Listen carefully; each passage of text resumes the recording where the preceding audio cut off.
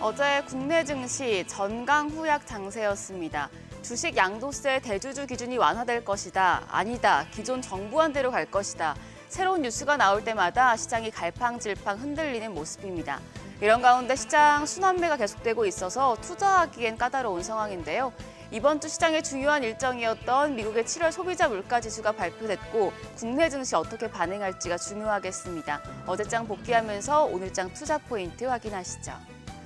코스피가 4거래일 만에 3,200선을 내줬습니다. 장 초반 3,240선까지 올랐었지만 결국엔 0.53% 하락하며 3,189포인트 기록했습니다. 코스닥도 7거래일 만에 하락했습니다. 장중에 하락 전환이 되면서 0.57% 약세, 807포인트에서 마무리됐습니다. 오전엔 민주당 정책위 의장의 양도세 기준 완화 시사에 외국인 순매수가 유입됐다가 오후로 넘어가면서 대통령실이 정부안 불변이란 입장을 내놨자 외국인이 순매도하며 지수의 하방 압력이 됐습니다.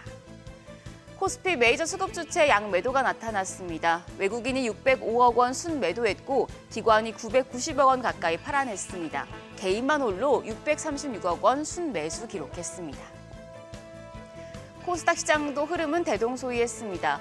외국인이 74억 원 순매도했고 기관 31억 원 팔자 포지션 취했습니다. 개인만 홀로 145억 원 매수 우위 기록했습니다. 순환매가 계속되고 있습니다. 코스피 시총 상위 종목단에서는 반도체, 투톱과 금융주가 강했지만 방산과 원전 등에서는 차익 실현이 이뤄졌습니다. 삼성전자와 SK하이닉스, 마이크론 테크놀로지의 실적 전망치 상향 소식에 일제히 강세를 보였지만 한화 에어로스페이스가 3%대, 두산 에너빌리티가 5% 넘는 조정을 받았습니다. 코스닥 시총 상위단에서는 1위부터 4위까지 모두 강했습니다. 알테오젠과 펩트론이 1%대 강세, 그리고 2차전지 대표주들의 상승세가 이어졌습니다. 더불어서 HLB도 6거래일 만에 반등에 성공하는 모습이었습니다. 환율은 상승했습니다. 정기장 마감 시간 달러 기준 2원 10전 올라 1,390원 10전에 거래를 마쳤습니다. 미국의 소비자 물가 지수 발표를 앞두고 경계 심리가 커진 영향이었는데요.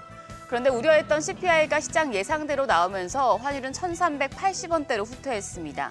시장에선 9월 금리 인하가 청신호를 받았다는 분석이 나오면서 달러가 약세를 나타냈는데요. 이 NDF에서 달러원 1개월물은 오늘 새벽 6시 기준 1,384원 20전을 기록했습니다. 오늘 외환시장 하락 출발할 가능성이 높겠습니다. 오늘 나온 증권사 업종 리포트 정리했습니다. 제약과 증권업종에 대한 보고서가 발표됐습니다. 우선 KB증권은 비만 치료제 시장에 주목했습니다. 글로벌 비만 시장 규모가 2024년 기준 334억 달러에서 2025년에서 2030년 연평균 13.7%씩 성장해서 총 733억 달러로 확장될 전망인데요. 이 비만과의 전쟁이 단순히 인구 건강의 보존을 넘어서 지속 가능한 경제 성장과 개발을 위한 필수 요소라고 판단했습니다. 비만 치료제 시장은 초기 GLP-1에서 다중작용제, 아밀린, 근손실 방지 등 여러 기술들로 확장이 되고 있는데 KB증권은 최근 트렌드에 부합하는 물질을 연구 개발하는 기업들을 최선호 종목으로 제시했습니다.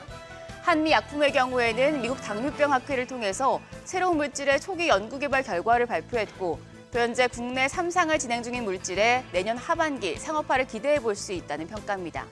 그리고 D&D 파마텍도 동사 플랫폼 기술이 적용된 후보 물질에 대한 초기 연구 결과를 연내 확인할 수 있고 이외에도 임상 2상을 진행 중인 치료제를 통해서 단일 파이프라인에 대한 의존도 리스크를 일정 부분 해소했다는 점이 긍정적이라고 평가했습니다. 한편 대신증권은 어제 강했던 증권주에 대해서 보수적인 접근을 권고했습니다. 정책과 실적 등으로 그동안 주가가 100% 가까이 급등했지만 정책적인 모멘텀이 소멸됐기 때문에 강력한 인센티브가 발생하지 않는 한 추가 상승은 제한적이라는 평가입니다. 모멘텀보다는 구조적인 개선, 단기보다는 장기적인 관점이 필요하다고 조언했는데요. 결국에 신사업이 관건으로 종합투자계좌 IMA에서 실질적인 수익성이 파악되어야 주가 상승이 가능할 것이라고 밝혔습니다. 최선호주로는 한국금융지주를 유지했습니다. 제약과 증권업종에 대한 보고서 내용 투자하실 때 참고하시죠. 그럼 오늘 일정입니다. 오늘은 일본의 7월 PPI가 발표되고 우리나라 실적 공개 이어집니다.